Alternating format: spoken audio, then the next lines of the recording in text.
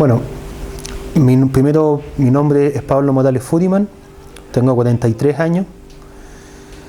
Antes voy a dar un poco contextualizar la situación histórica y social en la cual yo me he visto involucrado, que ha formado parte de mi vida y que desembocó en los hechos que aquí fueron conocidos como el caso Bomba, en el cual fui involucrado por la policía.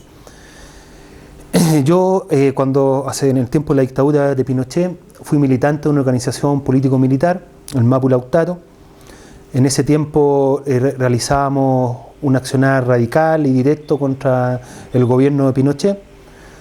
A finales de los años 80, a principios de los 90, cuando se acaba formalmente la dictadura, pero en el país solamente se produce un recambio en la burguesía dominante, para decirlo simplemente, todo cambió para que nada cambiara.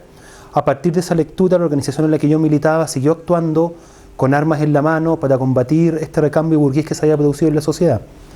Producto de este accionar, de esta vía militante, en 1992 yo fui detenido por mi militancia política, fui condenado a 35 años de cárcel y estuve 12 años efectivos de prisión.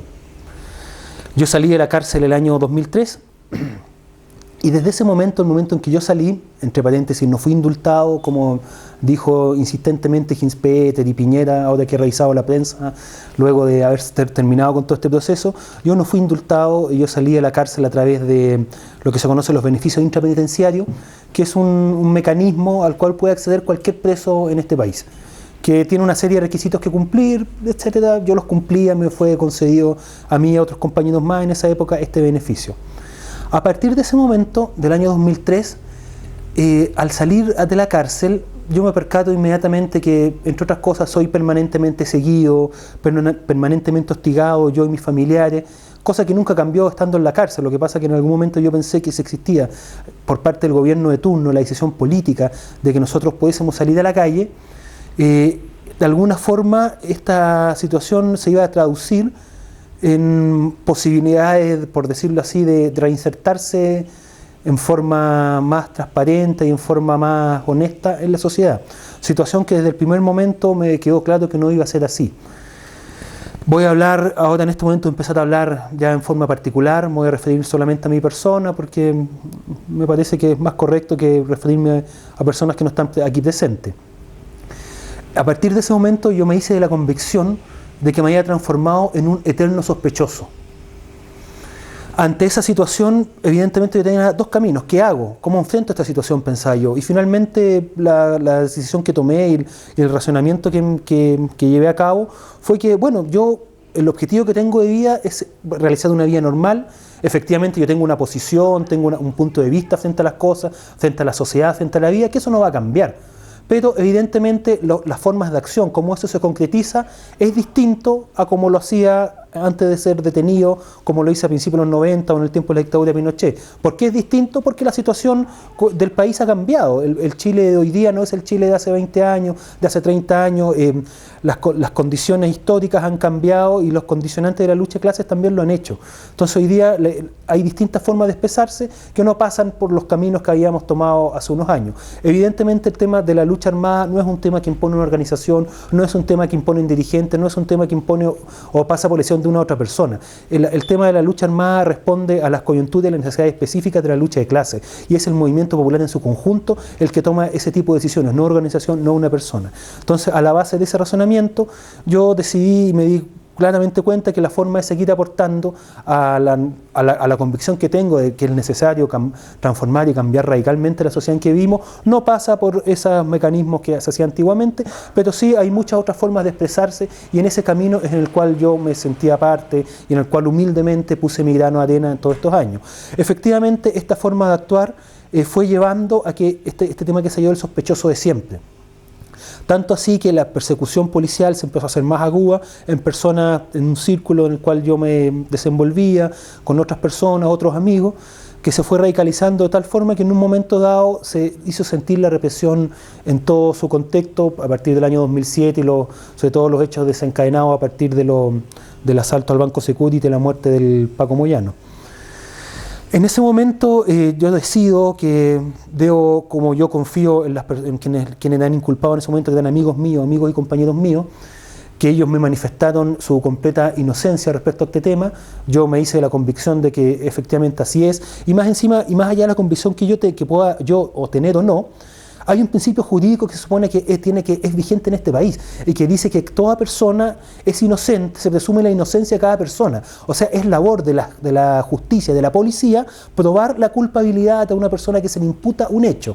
Y eso solamente puede ser logrado a través de un proceso judicial, a través de un juicio oral, como es los que existen hoy en día, y esa es la instancia, la única instancia en la cual se prueba o no la culpabilidad de una persona.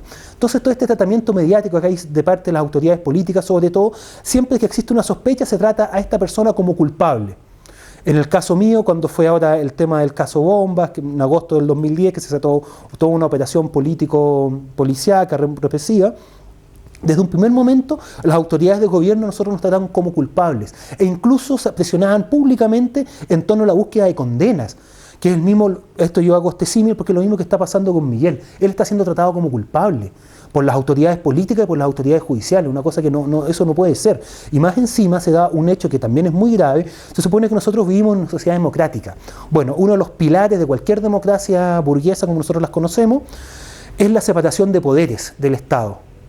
Y en este caso, en el caso que está dando con nosotros, que también se puede hacer el símil con Miguel, las autoridades políticas presionan pública y abiertamente a las autoridades judiciales. Una cosa que eso es inadmisible, eso no puede ser. No puede ser que el ministro del Interior aparezca por todos los medios de prensa exigiendo resultados al Poder Judicial, como lo hizo en el caso Bomba, el Hinspeter al Poder Judicial, incluso a tal punto que el fiscal nacional cambió a las personas, a los fiscales que llevaban la investigación, poniendo a un sujeto que cumplía un perfil que era el perfil que necesitaba la autoridad política, que era este sujeto, el fiscal Peña, un tipo muy mediático, muy mediocre, pero que efectivamente tiene muy buenos aliados en este gobierno. Y por eso el fiscal nacional, Sabas Chaguán, en un momento decidió sacar a los investigadores, que eran dos fiscales, era Armendáriz y Jacir, y puso a este fiscal Peña, que en un lapso de 45 días hizo lo que no se habían hecho estos otros fiscales en 7 años. Porque esta investigación, que la cual yo estoy hablando, el caso Bomba, se inicia por ahí del año 2004. Ahí empiezan las teorías policiales, etc.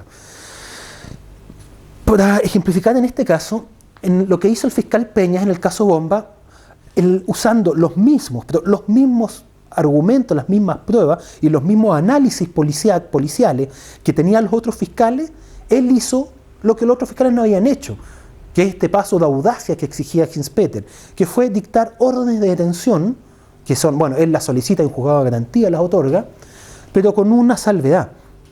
El Peña es un tipo que se movía en la Fiscalía Sur de Santiago, aquella que depende de la Corte de Apelaciones de San Miguel. Ese era el feudo de Peña. Entonces él lo que le hace, la única condición que le pone a Hinspeter para tomar este caso es que él requiere que el caso se radique en los tribunales de San Miguel, antes estaban en los tribunales de Santiago. Entonces Hinspeter, un mes antes, pone una querella por parte del gobierno en los tribunales de San Miguel, y ahí se traslada todo el caso a San Miguel.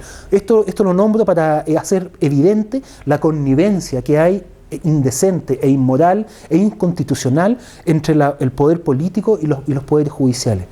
Eso no puede ser, y aquí se da abiertamente. Y eso también va a pasar y está pasando con el caso de Miguel. O sea que hay evidentemente una presión política por parte de aquellos que están hoy día en el gobierno, que presionan descaradamente y desvergonzadamente, en este caso a la Corte Suprema, para que se dicte una solicitud de extradición. Esa solicitud de extradición, ¿por qué se hace ahora y no se hizo antes? No es porque ellos no tenían todos los antecedentes hoy día y al día siguiente lo hicieron. Es fundamentalmente porque hoy día existe la base política, el terreno político adecuado para que se actúe de esta forma. En estos casos, ¿cómo se estructura un montaje de estas características? Es más o menos así. Primero surgen las teorías policiales, o sea, todas estas teorías primero surgen en organismos de inteligencia policial, como son la DIPOLCAR, que es la Dirección de Inteligencia Policial de Carabineros, como es la Brigada de Inteligencia Policial Especial de Investigaciones. Estos equipos policiales estructuran una teoría respecto a un caso particular. Con esta teoría convencen a un fiscal y a la autoridad política, en este caso al Ministerio del Interior. Y cuando logran ese paso, se empieza a estructurar el montaje propiamente tal. ¿Por qué? Porque el montaje requiere, por un lado, a la policía investigadora con su teoría, pero necesita a la parte judicial, que son los fiscales o la Corte Suprema en este caso, que actúen en su ámbito. Y tercero, que es la tercera pata fundamental de un montaje, es el tema político, que es aquel que maneja el ministro del Interior. El tema político se instala fundamentalmente a través de la hegemonía absoluta que tienen los poderes fácticos en este país y los poderes del gobierno, los poderes gubernamentales, respecto a los medios de comunicación de masas. Porque los montajes se montan fundamentalmente a través de, primero, una gran ofensiva mediática. En televisión se bombardea, se intoxica a la gente, se le intoxica brutalmente a través de noticias falsas, argumentos inventados, acusaciones mentirosas. Siempre se dice, no, es que existen los medios de prueba porque hay una orden judicial. Pero los medios de prueba se evalúan en un juicio. No se evalúan porque un fiscal le cree que son argumentos valederos, lo que pasó en el caso Bomba. El fiscal decía, no, aquí yo tengo pruebas suficientes para condenarlos a todos. El ministro del Interior solicitó las penas del infierno. Se nos solicitó a nosotros, a mí se me pidió particularmente la pena de testigo perpetuo, que es una pena altamente gravosa. Pero las pruebas como tales se evalúan en un juicio oral, o en una audiencia de preparación de juicio. Y es aquí precisamente donde se destruyó el caso Bomba. Yo fui sobreseído de esta causa sin siquiera haber llegado a juicio. Antes, en lo que se llama la audiencia de preparación de juicio oral, donde en ese momento, técnicamente ahí lo que se hace, un juez determina qué pruebas son válidas y cuáles no. Y en ese caso, bueno, la Fiscalía presenta y defiende todas sus pruebas, y la parte de la defensa también trata de destruirla y presentar peritaje, etcétera, y pruebas que sean favorables a nosotros. En el caso Bomba particularmente eso fue lo que ocurrió. Ellos presentaron algo así como 7.000 pruebas, de las cuales se les fueron dejadas fuera 5.500. Y las pruebas que ellos presentaban, que eran fundamentales, que eran las pruebas ineludibles de la culpabilidad de nosotros, ni siquiera cumplieron con los estándares mínimos para ser presentadas en un juicio.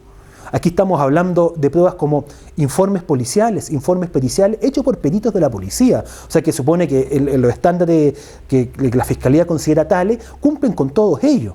Pero un juez evaluó independientemente y objetivamente de que estas pruebas no consistían tales, no existían pruebas. Tanto así que al final de la preparación de juicio tal, ellos se quedaron sin pruebas. Y por eso fuimos sobreseídos, de 14 personas fuimos sobreseídos 9 personas. Fuimos sobreseídos. De hecho, la asociación ilícita terrorista, que era la principal prueba que aquí se está, digamos, la acusación más grave que aquí se planteaba, fue desechada completamente. O sea, aquí no hay asociación ilícita terrorista. A mí me sindicaban como el líder de una inexistente asociación ilícita. O sea, y lo digo porque es así.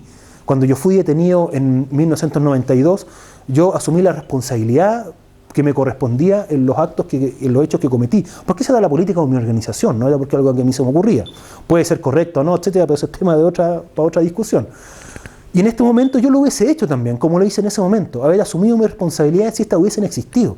Pero yo desde un primer momento negué toda responsabilidad porque efectivamente todo esto del caso Bomba fue una mentira completa, de principio a fin. A mí me sorprendió, y debo decirlo muy gratamente porque no me lo esperaba, de que los poderes del Estado actúan independientemente, algo que yo realmente y sinceramente no me lo esperaba. O sea, cuando escucho eso, las instituciones funcionan, yo decir, sorprendentemente sí, las instituciones a veces funcionan. Porque en este caso fue el mismo Poder Judicial, que es otra parte de ellos, porque por una parte la parte acusadora, digamos la parte que investiga, que es la Fiscalía, el Ministerio Público, pero por otro lado está el tema de los jueces de garantía, el tema del juicio oral. Y fue esta otra parte del Poder Judicial la que desestimó completamente a la parte acusadora. O sea, la institución, el sistema, en este caso, afortunadamente funcionó. A mí no me sorprende que la Corte Suprema le haya dado curso a la solicitud de extradición para Miguel en base a esta misma argumentación. Yo no conozco las pruebas, no he leído el texto en el cual se presenta esta solicitud de extradición que hace la Corte Suprema, pero no me cabe duda que las pruebas deben de ser situaciones de contexto solamente o de oídas, o sea, que alguien está acusando. Pues preguntémonos por qué ese alguien está diciendo lo que dijo. O sea, si alguien dice, no sé, pues Miguel cumplió tal función acá y yo digo que fue eso, bueno, ¿por qué esta persona dice eso? Probable y muy seguramente, no me cabe duda, porque primero fue torturada, fue inducido a decirlo o fue de alguna forma coaccionado a aquello. No me cabe duda que las pruebas son insignificantes, pero el problema es que uno puede decir, claro, entonces de esta forma yo vendría acá a dar la cara, pero pucha, ¿quién te devuelve todo lo que significa estar preso, lo que significa estar en una cárcel de máxima seguridad, el contexto familiar que se destruye, la imagen pública que se hace pedazo? Lo digo también en mi caso, o sea, mi imagen pública fue hecha a pedazos. Yo fui presentado ante todo el país como el líder de un grupo terrorista anarquista. Es una situación, claro, la gente común y corriente lo cree abiertamente, porque la gente cree lo que sale en la televisión. Porque es evidente que nosotros vivimos bajo la fuerza ideológica que se transmite a través de los medios de comunicación, es tan fuerte, es tan poderosa, que evidentemente adormece las conciencias de la gente. Si para eso está estructurada, para eso está pensada, para eso está hecho. Si este tema tan viejo, tan manoseado que se siente la falsa conciencia, es una realidad que se vive día a día, es tangible concretamente. Yo me pregunto, ¿quién me devuelve a mí el daño a mi imagen pública primero? Pero eso ya puede pasar, porque ya lo viví anteriormente. Pero ¿quién me devuelve a mí el daño que le han hecho a mi familia? Mis padres son hombres ancianos ya. Mi papá tiene 80 años, mi madre anda por esos mismos años. Pucha, el dolor que ha significado para ellos, que significó para ellos, todo este tema de la cárcel fue revivir completamente todo lo que se había vivido. Y evidentemente ellos saben tan bien como yo que soy inocente completamente de este tema. El tema laboral, o sea, pucha, evidentemente te caes sin trabajo al tiro. Y en este país, a una persona con antecedentes del uso de la ley antiterrorista, es imposible volver a reinsertarse en la sociedad. O sea, nadie te va a dar un trabajo. A menos que tengáis, no sé, un familiar, que en el caso mío así fue. Por eso hoy día yo tengo trabajo, porque tengo un familiar que me dio trabajo en una empresa, pero si no fuera así, estaría completamente cesante y sin ninguna opción ni oportunidad de volver a tener un trabajo. El tema de la cárcel. Hoy día existe una cárcel que es de máxima seguridad, donde sin duda iría a parar Miguel si es extraditado, en la cual es un régimen que consiste en estar encerrado en una celda 23 horas al día. Y tú sales en 2 tandas de media hora a un patio donde estás solo, donde no existe solamente cemento. Esa es una cárcel que está diseñada estructuralmente, arquitectónicamente, para destruirte física y psicológicamente. No tienes acceso a televisión, no tienes acceso a radio, no tienes acceso a ningún tipo de medios de comunicación, las visitas son absolutamente restringidas, tú tienes visita una vez a la semana durante 3 horas en un espacio donde solamente puedes recibir a tus familiares directos, o sea, a tu papá, tu mamá, tus hermanos y tu pareja. Estás monitoreado por cámaras de televisión, micrófonos y vigilancia permanente de gendarmería. Ese es el régimen que se vive, ese es el régimen carcelario que no tiene plazo, o sea, te pueden tener 10 años en ese régimen. Porque, y aquí entra el otro tema, que es bastante delicado, la situación que viví yo y la situación que vive Miguel, acá está cruzado por la ley antiterrorista, una ley pinochetista, perfeccionada por los gobiernos de la Concertación, la cual se hace un uso, hoy día podríamos decir indiscriminado, pero el objetivo principal de esta ley es reprimir y atemorizar a los movimientos sociales emergentes que hay en este país hoy día. O sea, ese es el objetivo del uso de la ley antiterrorista. La ley antiterrorista primero se usó en los gobiernos de la Concertación para neutralizar a organizaciones político-militares como el Frente Patriótico Manuel Rodríguez, como el Mapu Lautaro, como el MIR-EGP. De ahí quedó en stand-by durante varios años, porque estoy hablando a principios de los 90, y se vuelve a ocupar abiertamente primero en el tema de los mapuches. En su lucha por independencia y determinación se vuelve a echar mano descaradamente y impunemente de esta ley antiterrorista. ¿En qué consiste esta ley antiterrorista? Primero, lo que hace es que los delitos considerados en el Código Civil común, digamos, en la ley común, se le aumentan las penas en 2 y 3 veces al mismo tipo de delito. Por dar un ejemplo, un incendio. En el Código Penal común, un incendio está penado con una pena que va de 3 a 5 años. En la ley antiterrorista, un incendio de estas características pasa a estar penado con penas que van de los 15 a los 20 años al presidio perpetuo. Y lo mismo con todo tipo de delitos. O sea, por ejemplo, la asociación ilícita terrorista tiene penas para quienes participan en ella como simples militantes, digamos, de esta asociación, penas que parten en los 10 años y que pueden llegar a los 20 años. Para aquellos que son sindicados como líderes, penas que parten en los 20 y llegan al presidio perpetuo. Es una ley que permite el uso de las presunciones. ¿Qué son las presunciones? Presunciones fundadas se llaman. Pucha, eso queda al criterio de la parte acusadora y de los jueces solamente, lo que es una presunción fundada. O sea, en la ley antiterrorista no se requieren pruebas materiales muy fuertes. Basta que el criterio de un juez asuma que una presunción fundada es una hipótesis policial.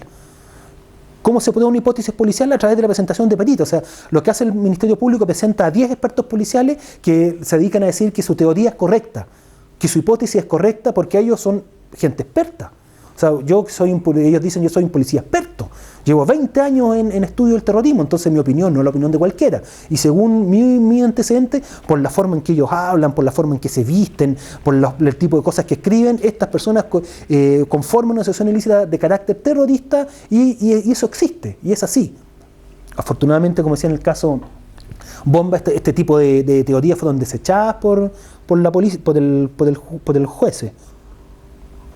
Pero ello no garantiza que se repita en otros casos. Y esa es la mayor gravedad que se ve en el caso de Miguel. O sea, nada garantiza que estos criterios se repitan.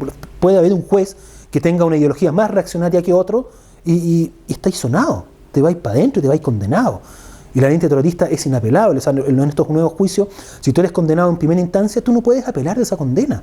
O sea, dicen no, que tú puedes llamar a la casación, pero es tan estricto, es tan exigente y son tan limitados los argumentos con los cuales tú puedes apelar a una condena que a ti te condenan y sonaste para el resto de tu vida. Y obviamente, en el caso de Miguel, el homicidio terrorista está penado con penas que van de los 20 años para arriba. O sea, de eso estamos hablando, puede llegar a presidio perpetuo, y la presión política que hay por el caso particular al que lo acusan es muy grande. O sea, entendamos que el mártir para la derecha, que es Jaime Guzmán, son todos sus alumnos, todos sus discípulos que él formó, son los que están en el gobierno hoy día. Entonces ese es un elemento que no puede soslayarse.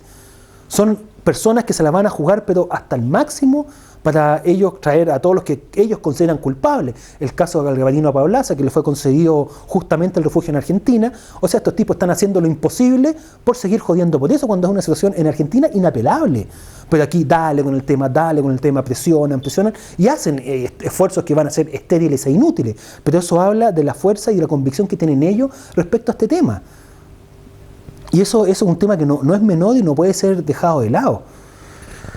Yo me imagino el problema, el dolor para la familia de Miguel, lo que esto significa, volver a revivir temas que se supone que estaban enterrados. La persecución, el acoso policial, el acoso mediático. Esos son temas que no son menores. O sea, la ley antiterrorista permite lo que se llaman medidas intrusivas que no tienen fecha de término. O sea, por ejemplo, en el caso de nosotros, en un caso mío particular, yo me enteré, porque uno después lee la carpeta de investigación, etcétera, cuando se develan públicamente esos antecedentes, que yo contaba con seguimiento, interceptaciones telefónicas desde el año 2004, son 6 años. Y no solamente yo, cualquier persona que llamaba a mi teléfono, su teléfono era intervenido. ¿Para qué vamos a hablar de los familiares? El acoso policial. O sea, en el momento que yo fui detenido, el acoso policial fue el hostigamiento brutal y feroz hacia mi círculo más cercano, hacia mi pareja, mis familiares. Es terrible, las amenazas de muerte, las amenazas para colaboración, la coacción para lograr colaboradores. También es un tema también que es muy importante acá en la ley antiterrorista, que existe una figura que pero ya es jurídicamente impresentable, que es el tema de los testigos protegidos. ¿Qué es un testigo protegido? Un testigo protegido es una persona que no tiene nombre, que no tiene rostro y que no puede ser contrainterrogada. O sea, una persona que va al juicio, declara, y a esa persona no se le puede preguntar nada, no se le puede interrogar, y tiene validez completa como testigo, un tipo que declara a través de una cámara, ni siquiera se va a la sala, y nadie sabe quién es esa persona, nadie sabe cuál es su nombre, nadie sabe por qué está dando ese testimonio. Ese es otro de los antecedentes de la ley terrorista, el tema de los testigos protegidos. El uso de medidas intrusivas indiscriminadas y la sola aplicación de la ley antiterrorista significa, entre otras cosas, por ejemplo, si tú eres detenido y vas a parar a la cárcel por la ley antiterrorista, hasta el tiempo de la dictadura los delitos terroristas eran inexcarcelables. Luego, cuando llegó el gobierno de Elwin, etcétera, el Jaime Guzmán, para el tema cuando fueron extrañados los compañeros que estaban presos en ese momento por delitos políticos, hizo la siguiente figura, dijo ya, vamos a maquillar un poco esta ley antiterrorista, entonces solamente va a ser excarcelable en la medida que una sala de la Corte de Apelaciones entregue un fallo unánime. Es la única situación jurídica en Chile que la minoría manda sobre la mayoría. O sea, basta que en Chile las Cortes de Apelaciones, las salas, se constituyen de 3 jueces. Basta que un juez vote en contra y ese voto tiene más validez que el voto de los otros 2 jueces. O sea, por eso decía esta figura que es la única instancia en la cual la minoría manda sobre la mayoría. Entonces es muy difícil que un delito terrorista logre un voto unánime en la Corte de Apelaciones. No es imposible, en mi caso se logró. Por eso yo salí de la cárcel, porque la primera vez que fui a la Corte de Apelaciones gané 2-1, pero me quedé preso. La segunda vez gané con un voto unánime, porque insisto, el caso Bomba es un caso muy especial, porque es ridículo, impresentable, es un montaje demasiado burdo, o sea, también tiene esas características. Respondía más bien a las necesidades políticas del discurso político que el mismo gobierno construyó. Tenía que responder a los propios fantasmas que el gobierno estaba creando. Entonces ellos pensaron que con un poco de manejo mediático, un fiscal obsecuente, era suficiente. Yo me imagino que algo han aprendido. O sea, estos hueones uno puede decir era ridículo, tonto, pero no, ellos no son tontos. No es gente que hace las cosas mal, no los miremos así. Son tipos muy profesionales, las policías actúan bien y evidentemente aprenden de estas situaciones. O sea, una enseñanza que también deja el caso Bomba es que cualquier persona que manifieste un pensamiento distinto, que tenga una forma de vida diferente, no digamos radicalmente opuesta al sistema, no estamos hablando de eso. O sea, aquí la gente que fue detenida en el caso Bomba no era gente que vivía en la clandestinidad. Entendamos, era toda gente con domicilio conocido, era gente que tenía una vía pública de esa forma, o sea, evidentemente pública, como era la mía. O sea, mi ámbito de acción era el ámbito de lo público. Yo no tenía una vía clandestina, nadie de las personas que fue detenida tenía una vía clandestina o una doble vida. Eso no es así. Entonces, lo que busca la ley antiterrorista efectivamente es sembrar el terror, pero el terror hacia nosotros, o sea, no es que sea antiterror, es una ley del terror, es una ley terrorista. Si en este país los únicos terroristas que existen son los terroristas de Estado, es la única forma de terrorismo que ha existido en Chile, es el terrorismo de Estado, y sigue existiendo y se sigue aplicando. Efectivamente, ahora tiene diferencias con el periodo dictatorial, porque es evidente, porque las situaciones han cambiado, pero es cosa que se agudiza un poco más el conflicto social y se van a volver a los mismos métodos, o sea, la tortura va a volver galopante, etc. O sea, siempre el antiterrorista funciona en la medida que existe un enemigo interno. Ese enemigo interno puede tener varios nombres y tener varios rostros. En un momento eran la gente que militaba en organizaciones político-militares. Después fue el mapuche bueno, el mapuche malo. Ahora es el anarquista. Mañana va a ser el estudiante o el pescador Daisen, etc. Cualquiera puede ser el otro. La ley antiterrorista es un instrumento altamente represivo y, como decía, estructurado y creado en función de la represión social abierta. Lo suyo es la sanción normalizadora, lo suyo es sembrar el terror, el inmovilismo, la paralización. Por eso también el llamado a quienes van a ver esto es que estos temas, que esta ley, que el actuar represivo del gobierno no paraliza a la gente, no paralice, que no atomiza a la gente, que no nos separe, porque muchas veces decimos, no, yo voy a seguir actuando, pero me voy a juntar más bien con mi grupo más pequeñito, porque si me junto con más gente, puta, van a poner el ojo sobre nosotros. Ahí, cuando nosotros actuamos así, ellos están logrando su objetivo. Hoy es el momento de actuar de la solidaridad, es el momento de accionar, es el momento de actuar unidos, es el momento de actuar coordinados con los abogados, de actuar coordinados con las organizaciones sociales. Es el momento de poner toda la carne sobre la parrilla. Porque la situación es delicada, la situación de Miguel es delicada. Yo no conozco mucho cuál es la realidad allá en Bélgica, el gobierno, pero ningún gobierno del mundo va a estar del lado de los oprimidos hasta donde yo conozco. Así que, y menos en esos países europeos donde me imagino que existe otra visión sobre lo que ocurre en América Latina, existe desconocimiento. Ese es un tema fundamental, la información. La información, hay que informar, hay que dar a conocer, hay que mostrar nuestro punto de vista, pero hay que dárselo a conocer a todos, no solamente a los grupos convencidos, porque evidentemente que eso tiene un ámbito de acción, pero que es importante y necesario hacerlo, pero no quedarse exclusivamente con los grupos convencidos. Hay que actuar sobre aquellos que no conocen, hay que actuar sobre las autoridades políticas, hay que fijarse quiénes son los que toman las decisiones administrativas allá y sobre esas personas idear una estrategia de acercamiento para que tengan información, porque el gobierno chileno los va a bombardear de información, pero va a ser el punto de vista de ellos nomás. Entonces ellos tienen que conocer la otra parte, conocerla con los mecanismos adecuados, con la estrategia comunicacional adecuada, y esa es tarea de aquellos que están actuando allá y aquellos que actúan con solidaridad acá y allá, pero es una parte necesaria. Es fundamental la información, socializar la información y actuar también con cautela, porque nosotros sabemos lo que ellos buscan, sabemos lo que ellos quieren y no es nada bueno para el movimiento social ni para las personas que efectivamente tienen un pasado, que tienen una historia y que tienen un presente. Lo que yo digo, los eternos sospechosos siempre van a ser sospechosos. El día de hoy, si Miguel logra zafar de esta situación, que yo confío en que así va a ser, y en la medida que se exprese solidaridad e inteligencia en la actuación y una estrategia clara, esa ahí se va a lograr, pero va a seguir siendo un sospechoso eterno para cualquier tema. Se va a convertir en el otro, se va a convertir en el enemigo interno, en el demonio. Va a ser demonizado, como así aquí lo son los estudiantes en este momento, como lo es el mapuche, como lo es el anarquista. Porque no es necesariamente aquí lo que buscan, ellos se enfocan, si estos buenos no son tontos. Aquí en Chile no se enfocaron con los anarquistas, porque obviamente como en todas las corrientes políticas hay distintas corrientes, distintas vertientes. Aquí ellos se enfocaron en una vertiente específica, que es la de estos muchachos que son los Ocupa, que son una corriente del anarquismo pero que es muy visible. Ellos son muy visibles, porque efectivamente lo que ellos buscan no es invisibilizarse, es ser muy visible en su forma de vida. Uno podrá estar de acuerdo, no, tener diferencias, etcétera, eso es legítimo. Pero efectivamente ellos son un grupo social automarginado de la sociedad, pero con una propuesta, con un proyecto de trabajo y de sociedad distinto, y que lo hace peligroso. Se transformaron en este momento en la excusa perfecta del enemigo interno. Bueno, para Miguel, primero que nada, poner mucha atención, como decía, en una estrategia comunicacional. Eso es muy importante para contrarrestar la estrategia comunicacional del gobierno. Apoyarse muy bien en los abogados. O sea, abogados que estén metidos en el tema, que conozcan la ley antiterrorista, porque no cualquier abogado conoce esa ley, ha pleiteado en ella, y estar muy atento a los medios probatorios que ellos van a presentar. O sea, estudiarlos muy bien, porque nadie mejor que uno conoce la situación de la cual lo acusan. Entonces eso es muy importante, tomar un rol protagónico en su propia defensa.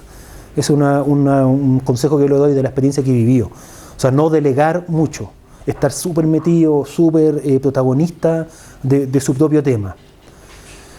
Y para las autoridades belgas, que pongan atención cuáles son la realidad de este país. Este es un país donde existe una ley antiterrorista de características especialmente represivas. Es un país donde aún existe una justicia militar que, si bien ha sido reformada, pero ha sido reformada recién ahora, hace 2-3 meses, y que todavía tiene instancias de competencia sobre los civiles. Este es un país donde las libertades democráticas fundamentales están bastante cuestionadas. Por ejemplo, una libertad democrática fundamental, el sufragio universal. En este país existe una ley electoral que no es muy democrática, es bastante enrevesada, que se llama sistema binominal, donde no se expresa claramente ni nítidamente el voto de la gente. Se organizan listas en las cuales salen elegidas la persona más votada de cada lista.